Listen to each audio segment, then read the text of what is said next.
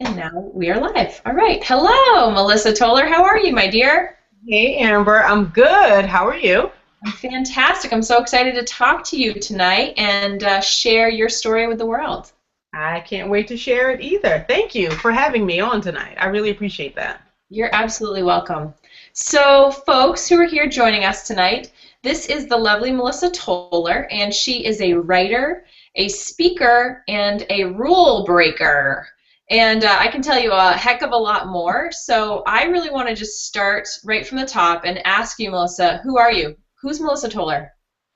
I'm actually finding out more about who that is myself these late days. But what I can tell you is I am a woman on a mission. I have a message that I want to share with the world.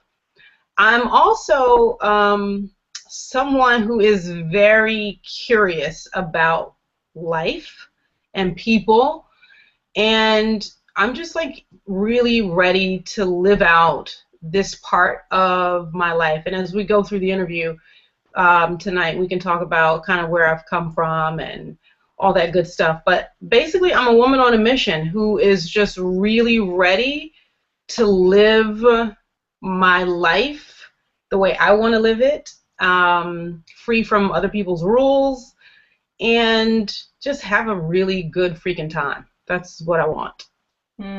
That sounds wildly refreshing. And I sort of had this little like flashback moment just while you were talking there because we met back in the days of competitive fitness, which is a mind game in and of itself. But I remember seeing you and just thinking to myself, like, wow, like this woman knows what she wants. Like you just the way you walk, the way you present yourself, you just had it together. And I knew that from the first one when I met you, and that was a while ago. That was a few years ago. Yes. So it's Yes, cool that our paths are crossing again in this new realm. And absolutely. yeah, so I would just like to hear kind of like that story. Tell me how you got here to, melissatoler.com, the writer, the speaker, the rule breaker. I actually started in competitive fitness back in 2011. I had always been looking for, like a lot of girls and women, looking for some way to get fit, to get thin, to get skinny, whatever you want to call it. And so I was thinking, you know what, let me try competitive fitness. It was something I always wanted to do, even as a teenager, because I'd seen the shows on ESPN. So always something I wanted to do, and I thought, all right, now I can have a rockin' body as well. So I joined Kathy Savage Fitness, did my first competitions, had a great time, and so I started that in April of 2011, and then by November I decided I was just going to start a blog to kind of chronicle my journey and the things that I did to get ready for competitions and all that stuff. So I started my blog, and then I realized people were asking me questions about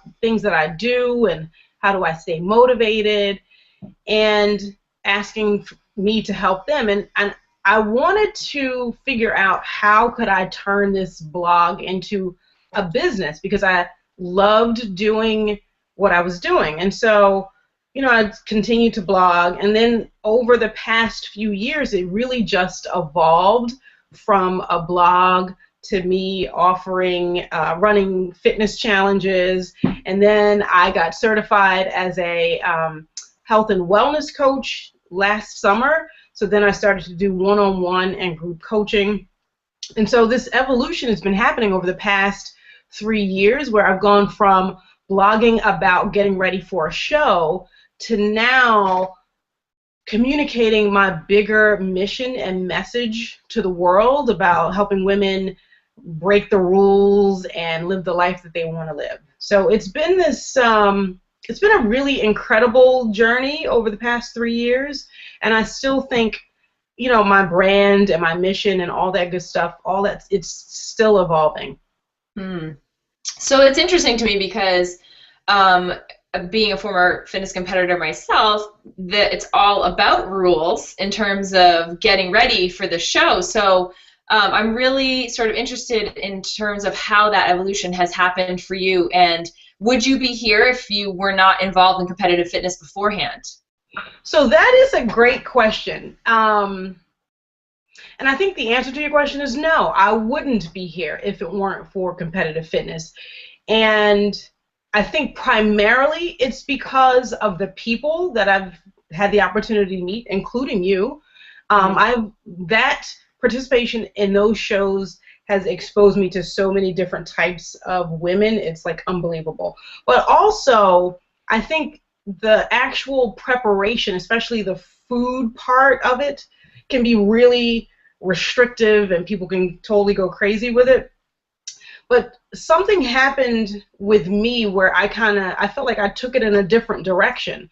I realized that even preparing for a show where you're required to create a physique that's not consistent with real life, I still found a way to eat in a healthy way, but also in a non-depriving way. So that was the start of my whole message. Like, if I can love the food that I'm eating while I'm trying to get down to like 10% body fat, then I can show other people how to do that in real life. So that was sort of the mental switch that went off for me. Mm.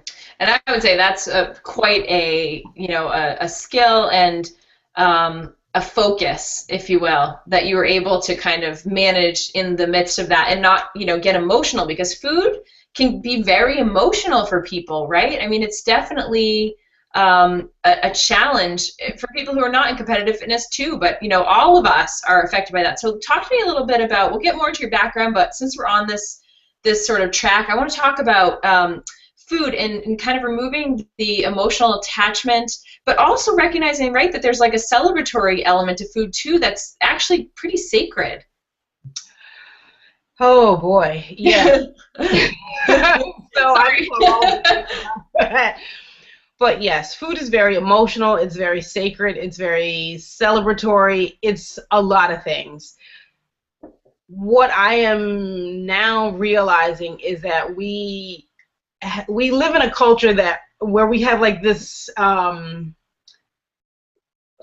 view about food is like it's on two ends of the spectrum. Sometimes we demonize it so much, like no carbs, no sugar, no grains, no blah blah blah, but then on the other side it's everywhere, and we eat it when we're bored, when we're happy, when we celebrate, when we're sad.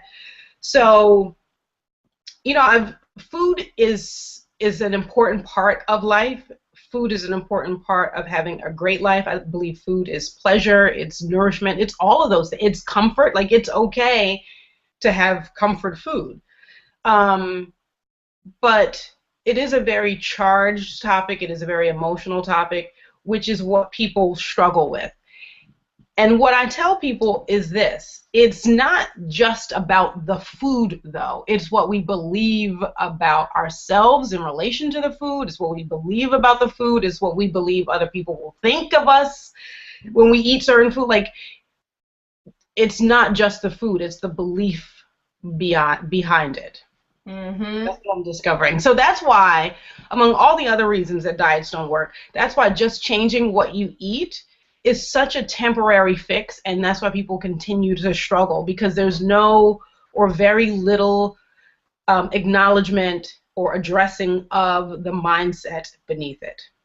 Yeah, your approach is not that traditional or popular, which, No. being that I've kind of done my own work on that spectrum as well, and we've talked about that too, you and I, it's amazing to me that it's not more widespread, but, why? Why is it that way? Why is the work you're doing so, few and far between, though so incredibly vital?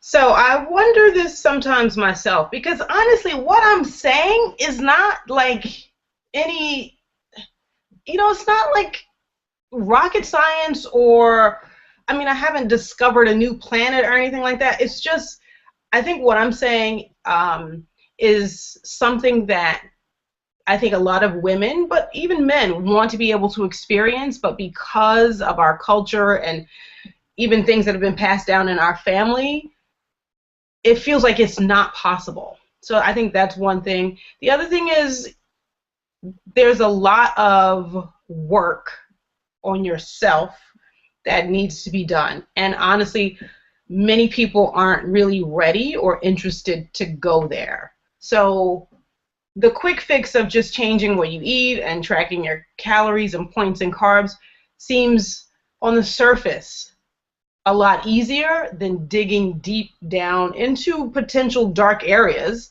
to really get to the root of the problem. So it's not a very, and sometimes when I talk about what I say, I get two different reactions. Some people look at me like I'm crazy and like, well, how can you not restrict what you eat? How can you not think of food as good or bad? Like that, it's some people don't get it, and then there's some people are kind of like breathing a sigh of relief. Like I really thought that it was possible, but hearing you say that and that you've been able to get to where you are makes me have some hope. So I get those two very different responses when I speak. Mm, yeah, I can see that. And I also like what you were saying about, this digging deep thing, and it really feels like a journey to self-love, which is the most challenging journey, I think, for all of us. It is, because it's easy to say love yourself, have more self-love, but honestly, a lot of people don't even know what that is or what it looks like or how to get it. So, yeah, it's hard and it seems like a lot of work to do, and some people just don't want to do it. So could you just briefly, because I'm just really, I love this topic we're on. When you start working with clients, or when you have a workshop, which I know you have one coming up on September 27th, which we'll plug again at the end, but in Philadelphia, and that it's called the Body Mindset Experience. So if you are in that area, you need to check it out. Melissa is a fantastic facilitator. So, like, where do you begin with this work with your clients? So I think, the first step to making any significant transformation or change is really just being honest with yourself and being aware of what you're currently experiencing and how you want that experience to be different. So the first step I do is just really help them take inventory of where they are right now, like what is going well in your life, and then what are some things that you want to work on. So we just get really clear about the good stuff and the stuff you want to change. But also, I think one of the most important things that I do initially is to get people to the point where they sort of claim what it is that they really desire in life as a whole. So it's not just, I want to lose 20 pounds, I want to fit into my wedding dress again. Like those are, if you have a goal like that, there's something underneath that. And so I just keep asking and keep digging and keep asking to get to what is it about losing 20 pounds that you want? Like, how do you want to feel about that? What do you want to experience? So helping people to become aware and get honest with themselves, and also getting really clear about what it is that they truly want beyond the physical change. Mm. Yeah, and I would imagine a lot of folks begin their work with the physical being the main priority, but at the end of it, the evolution it's not about the physical at all, right?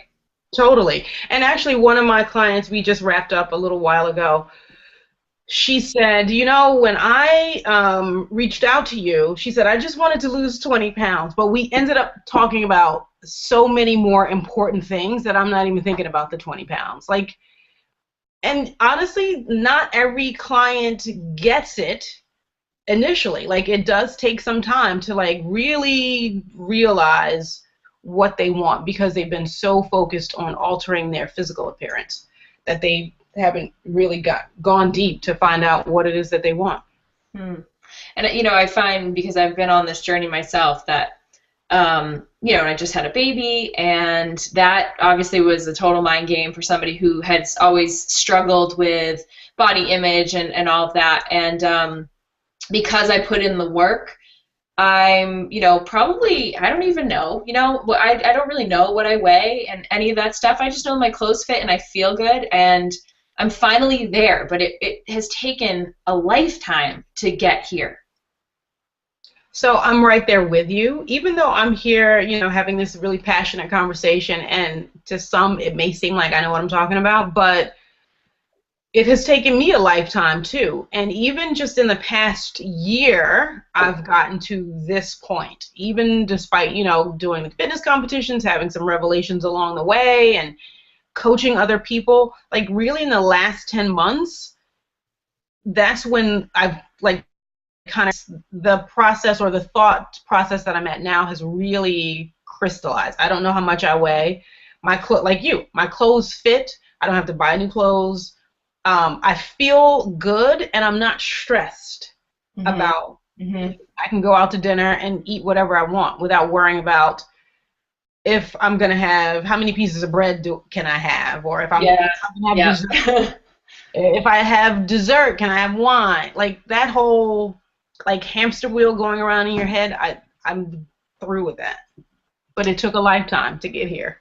Yeah, me too. And I think that until I got okay with me and who I am, good, bad, and ugly, all that stuff, I couldn't sit at a dinner table and not think about those things. And now the amazing part of it is, and right, this is and I know this is your talk, but this is so I'm so passionate about this, and I'm so connected with what you do. It's that, and in everything in life, it's in the letting go that the abundance and the ease and the joy flood in. Holy smokes. Yes. It is in the letting go. It's it's completely in the letting go. And even some days I think, that little brain, that little voice that has been with me since, I was a teenager of, be careful what you, that whole negative, being conscious of your weight. Sometimes that little voice does pop up, and I'm like, well, you know what? I've been drinking wine this whole week, and I've been eating dessert. There's no way these pants still fit. and they do, because I don't stress about it. I'm not I just let it go, and I love who I am. I love who I'm becoming. I love my connections with people and my relationships, and I'm just having a good freaking time in life. But it takes time to get to this point. It took me a while to get here. Yeah. And if people need help with this, you're certainly the gal for the job to kind of work through that. And I love, and because of my own journey and just kind of realizing what it took for me to get here, I want to take that experience and help shorten other people's learning curves. I don't want other people to have to struggle through. My mission is to just make women realize that they can have a peaceful, loving relationship with themselves, with their bodies, and with food all the time. That sounds amazing. And I'm sure there's some folks watching going, oh, I can't even imagine. And so hopefully, this is helpful today. And, if you feel so inspired, you can connect with Melissa afterwards. So the other part that I wanted to talk about, kind of looping back to your story, because obviously freedom is a big theme for me, and I know it is for you too. And you were actually someone who inspired me to go on my own, to leave my 9-to-5. I remember distinctly the post that you put up when you did, and I was sitting there wait, okay. And I was like, how did she do that? And how am I ever going to do that? I don't think I can. So tell us about that journey of becoming an entrepreneur. Yes. So, I never, we didn't have entrepreneurs in my family. I was, like many people, taught that you go to school, you get a great education, you get a good high-paying job, you work there or some other places for 30, 40 years, you retire, and you have a good life. So I was on that track. However, and I went to pharmacy school. I'm a pharmacist. I have an advanced degree. I had an awesome, awesome job at a pharmaceutical company for 15 years, making really good money, awesome perks, had a great boss. It just didn't light me up. I knew that this was not where I wanted to spend the rest of my life. It wasn't how I wanted to spend the rest of it. It wasn't the work that I feel like I was meant to do. And I always tell people there was like a little voice whispering and kind of letting me know that, this isn't it. There's something else. And I just knew deep down there was something else. I just didn't know what. So actually, 10 years ago, I actually left my company because of that voice. I was like, I'm going to go find out what my passion and my purpose is, and I had no plan. I quit the job. I worked as a retail pharmacist for about 3 months, hated that, and then I ended back in the pharmaceutical industry at another company because I had no plan, and I felt like I was just trying to force it. Mm-hmm. So fast forward to 2013, and I knew, I was like, this is going to be my last year working in corporate America. I am at a point now where I know what I want to do. I don't exactly know how it's going to happen, but I'm ready. I made a plan. I saved money. I built some stuff up before I left my job, and I just ended a 15-year career October 4th, 2013. And it was not easy. It wasn't easy, but the pain of staying there was greater than the uncertainty and fear of starting my own business, if that makes sense. That's powerful. Wow, yeah, that's really powerful. And I've gotten so when I made the decision and announcement that I was going to leave, I got responses from, how can you leave a job like that? Why can't you just like stick it out for the next 10 years and just collect paychecks? Which I wasn't put on this earth to collect paychecks. And then some people were like, oh my God, you're so courageous. You're doing something that a lot of people wish they could do. And I'm really happy I took that leap. Like, sometimes I don't really give myself credit or acknowledge what a big deal it was. But I'd never regret it. Like, even on the most difficult days, which I've shared with you, of my business, like this whole self-doubt and fear come up and you just want to climb under some covers and go to sleep. Even on those days, I never think it would be easier for me to go back to my old job. Never. I know I'm on the right path. That's amazing. So congratulations to that. And I love that your anniversary date is coming up here. I need to have like a party or something. Yeah, you need to go out and do some sort of celebratory activity. I do. So what advice do you have then for the women that are listening to this that are still in that 9-to-5 but are, in a very similar position that you were at that time, and they want to make the leap but they're a little bit scared? So, well, number one, it is totally okay to be scared because it is a big deal. So the objective is not to be fearless, because as a human being we always have fear about something. So, this is my departure from my job is sort of related to my message. And, when I think about all of the years that I spent trying to lose weight and fix myself and make myself smarter, better, prettier, whatever, happier, I wasn't really paying attention to the voice, and the voice that was telling me that there's something more, and taking the steps to get to that something more. I was always distracted by trying to fix myself. So, in the process of trying to fix yourself, it's really hard to be really connected to your passion and purpose and move forward. So, once I kind of started to sort out some of those things in my head, and I knew that I was good enough as is and didn't need to fix anything, that gave me the courage to just take that leap. So your question is, what would I say to the ladies out there who are considering being their own boss, leaving their 9-to-5? One, yay for that. Get really clear about it, get really clear about what it is that you want, not just professionally, but how you want your life to look like. Two, I think it's helpful to have a plan, and a big part of a plan is money, because that just makes things a lot easier when you don't have to worry that much about finances. So if you have the opportunity to save up money or get some sort of cash flow going, that's always helpful. How many Um, months would you advise for somebody? Because they might be going, oh my gosh, like what, like a year, 6 months? Like, what do you think? What did you have? I had like a year of Whoa, planning things up. Yeah. I definitely didn't, but high five to you for that. Yeah, because you don't. So that's the thing. Some people have no money, and what I have seen is that really people to start making money in their business. I think either way, you can't let that be a hindrance. I've heard people say, well, I don't have any money, I need to wait, blah, blah, blah. But you don't necessarily need to. There are people who started their business with $10 in the bank. So if you know this is, like, if you have a passion for something and what you're offering, whether it's a product or a service, can help other people, just go for it. Like, if it's something that's been burning inside you, you gotta go for it.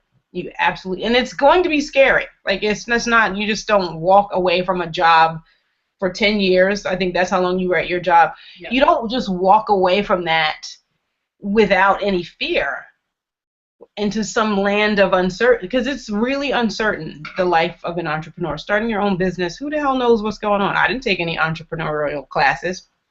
Right. I mean, do they even have those? Well, I know that they do. I worked at a college, but I mean, it's not like super mainstream. And in the same, voice, the other part is your identity is so wrapped up in what your career was, right? I mean, that's like a total mind warp. Yes, it totally is. And, my identity was, very the smart one. I have a younger sibling. I was the smart one. I was professional. I was, like corporate robot, doing all the right things, making all the right moves. I wasn't really climbing the corporate ladder because I realized I didn't want to do that, but I could have. And so I did identify with being this like corporate professional person. But now I feel more in touch with like my creative Mm, side, mm. not necessarily, all stuffy in a blue suit and all that stuff. Like, I feel I'm exploring a different side of myself. And really, like I said in the beginning, I'm finding out more about myself as I go through this journey, which is awesome. Hmm. That's awesome. What a great story. Thank you for sharing that. Thank you. So, being a branding coach, I like to talk about brands, and I want to just kind of get under the hood of Melissa Toler, the brand, and learn a little bit about some of the things that are important to you, sacred to you, all that stuff. So, let's go into just tell me about, some of your favorite brands out there. So, as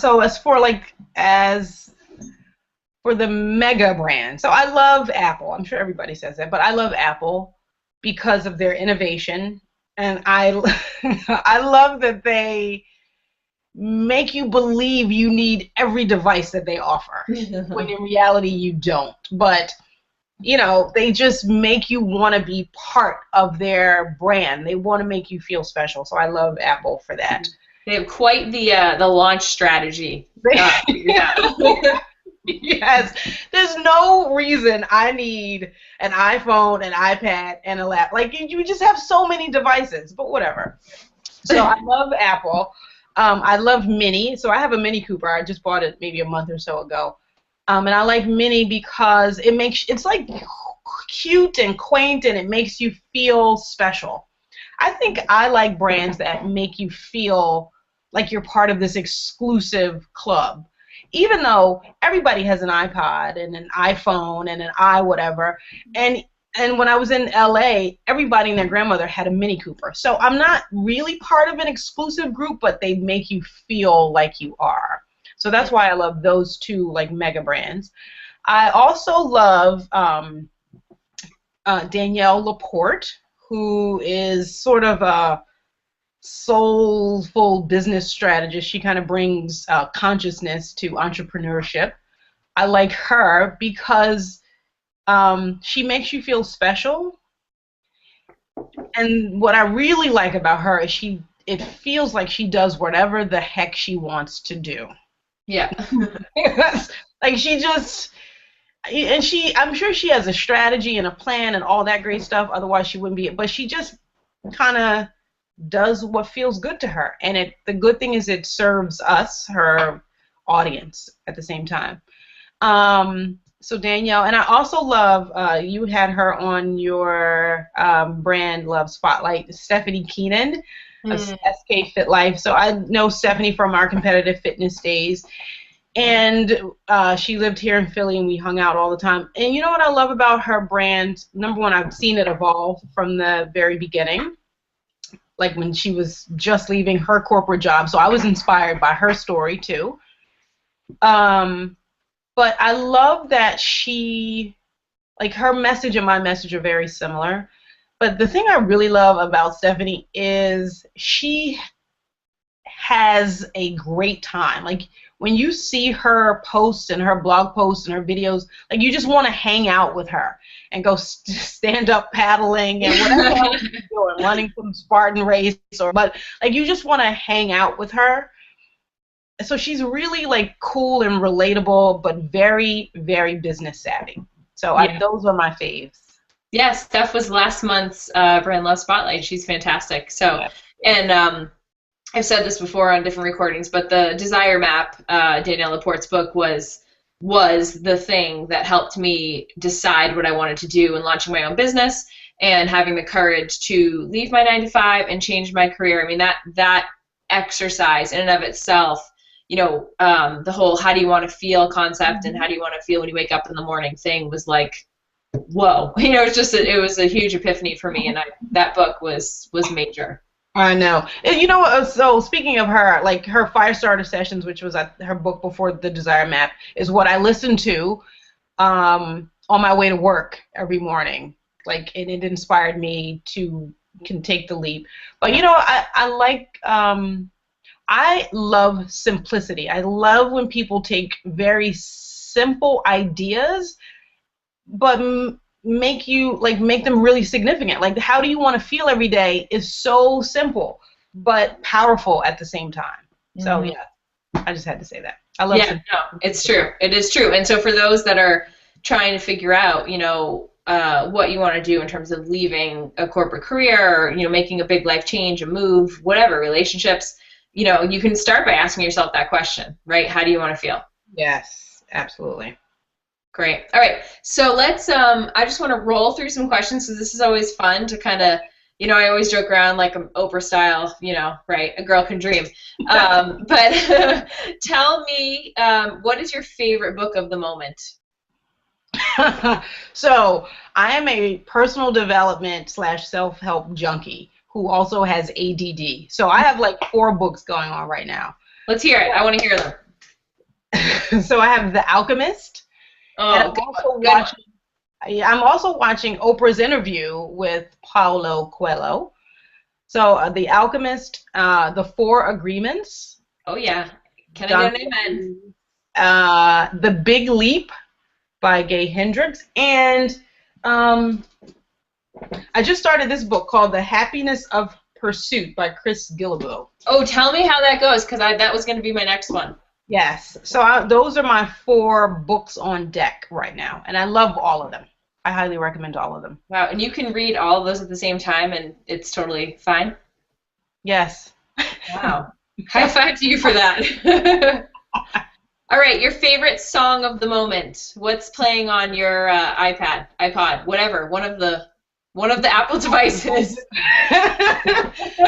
So, this is going to be funny. So the last couple of weeks, I have been listening to Bruce Springsteen, specifically Dancing in the Dark from like 1984. It's this 30-year-old song.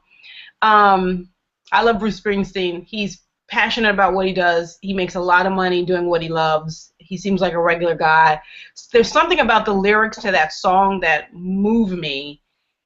that I just like. It's hard for me to explain. I was listening to it today, and I was thinking, what is so great about this song? But the lyrics just, I think they're just like everyone can kind of relate to them. If you know the song, go listen to it tonight. It's such a great song. So that's what's on kind of on my deck right now. I Bruce. was hoping you weren't going to say like turn down for what or something, so that's good. No, I like that too. For working out, right? But yeah, Bruce. That's funny. But Bruce Springsteen is, yeah. That's what's going on in my life right now. Awesome. Bruce is the man. All right. Favorite indulgence of the moment? Oh, so something really simple. I have this lavender chamomile scented lotion that I put on at night after I get out of the shower, and it just makes me feel awesome. I feel really just, it feels good.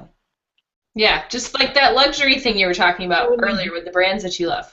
Yeah, it And I feels know really that's a big part of your brand too, is this good. luxe kind of element and wanting to make your clients feel really special and your attendees at your workshops also. Yes, I'm big on what I like to call comfortable luxury. Just, stuff that's really attainable but feels very luxurious. And this lotion I'm talking about is like from Bath and Body Works. It's nothing really fancy, but I love the way it makes me feel. So I've been indulging in that every night. Very nice. Very nice. Okay, this is a little more serious. What is most sacred to you? My alone time is very sacred. So I'm an introvert, and although I love people, I don't love people all the time. So I need to, sometimes after I've been around people for a long period of time, I need to just kind of go within, chill out, hang out at my house, watch a movie, whatever. So I'm really like not answering the phone, just being with me and using that time to really connect with myself. So that alone time is very sacred to me. I can relate to that. That's a time where you can really create too. You can't. I Yes. can't get in touch with what it is that I want to do next in my business or just for writing purposes and just getting centered. It's really, really important. It feels great too. It feels really good. Mm. All right, so this is also a heavier one, but what do you want most, for the people? How about say for the women of the world? What do you want for us gals? So, for the women of the world, I want, oh God, that's a really charged question for me, but to keep it simple, what I want for the women and the girls of the world to know is that they are enough as is. They don't need to, there's nothing to fix because there's nothing broken.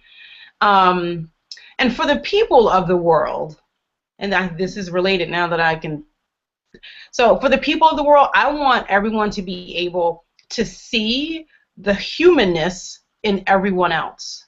Like I want people to see other people as human and to feel what it's like to be seen, if that makes sense. I think a lot of the turmoil that we have and the conflict is because it's difficult for us to sometimes see that we're dealing with other human beings who have emotions and feelings, and then it's often difficult for us to allow other people to see us that way.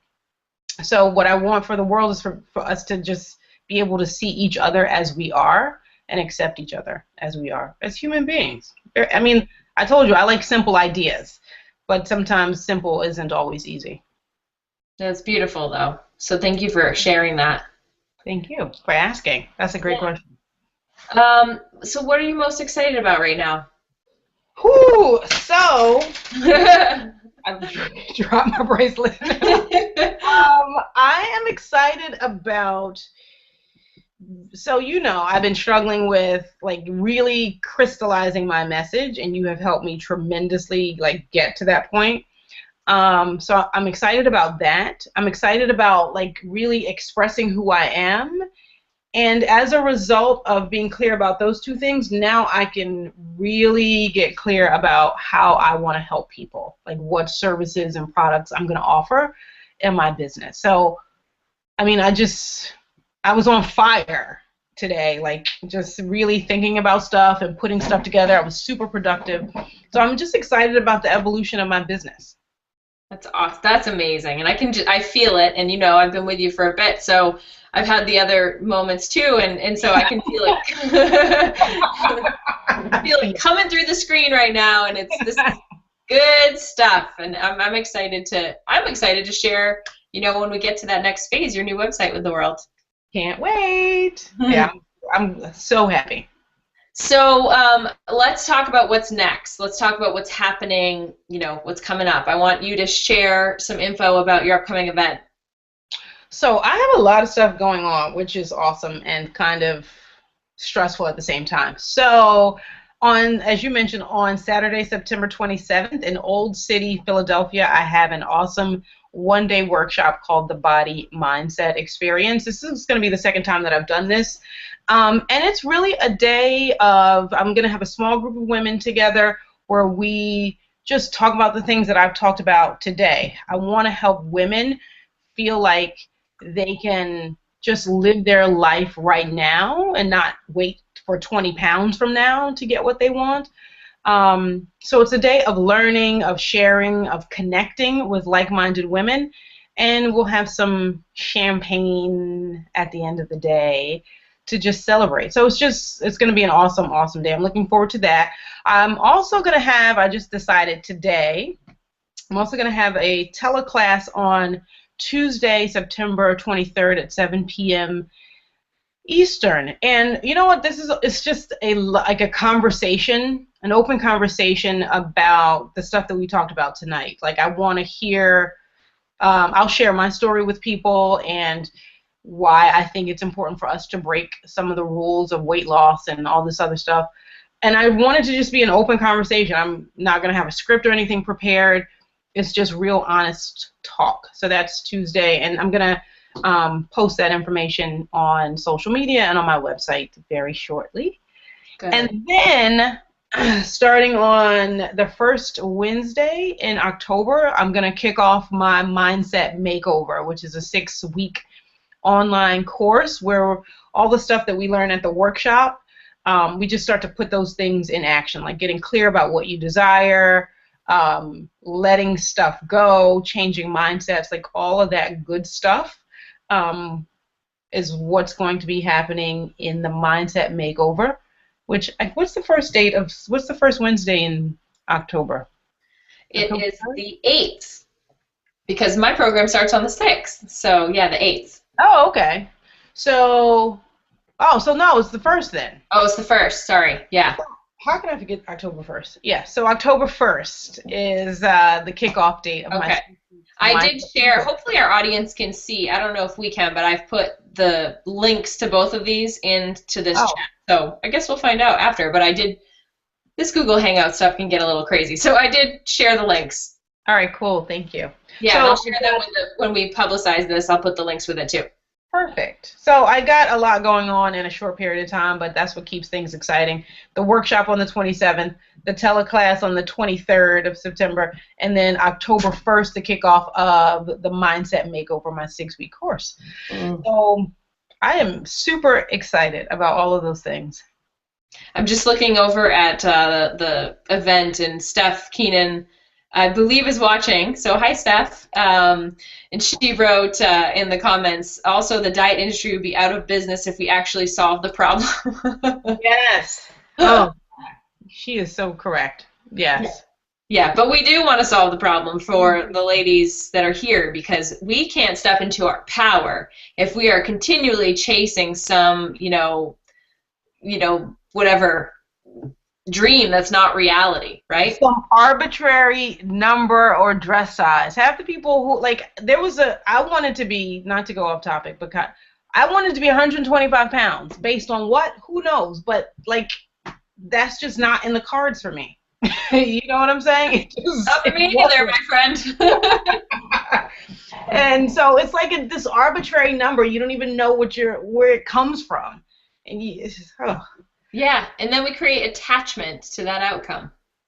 Big time. And then it just sends you on a quest to spend money and precious time that you never get back and precious energy to pursue that. And I think, and one of your lovely email blasts was inspired by me, and I think you used my name in it too, which I'm totally fine with. But it's we don't participate in our lives. So being a new mom, and I can't use that as an excuse because even before I had my daughter, I wasn't comfortable going to the beach in a bathing suit. I have a friend that has never even taken her son to the beach in a bathing suit because she's not comfortable. And it's like, what? I mean, I want to play in the sand with my child. So you know what? If it's that big of a deal, Amber, then just wear sweatpants and a sweatshirt. Like, who cares? Yes. Right? Yes.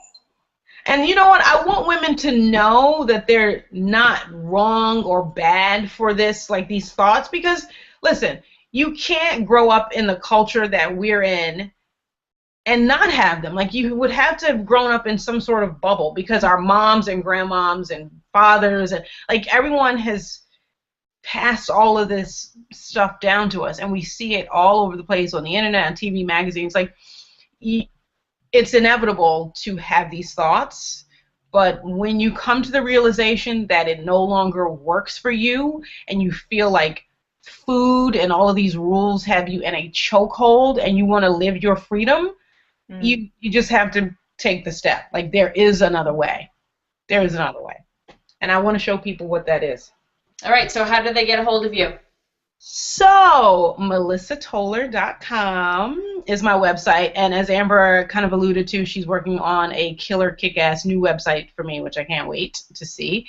So right now you can go to melissatoler.com and connect with me. I'm on all the social media platforms: Facebook, Twitter, Instagram, Pinterest. There's probably a whole bunch, but those are the main 4 that I'm on. I'm on Facebook the most. But come to my website, sign up for my email list. I send out awesome emails a few times a month. Just come hang out. Join the conversation. Because, in all seriousness, I want more women to hear this message so that we can have like a little army of women going out and changing the conversation around what it is to be a woman, changing the conversation about weight loss, and just changing the dialogue. Like, I need more voices to help me. I love it. That's really powerful. Well, I'm in. I'm part of the army. I know you are. You're my captain. All right, Melissa. Well, thank you so much for this. This was absolutely fantastic, and I can feel your energy and your passion coming through the screen, and I hope that our viewers did as well.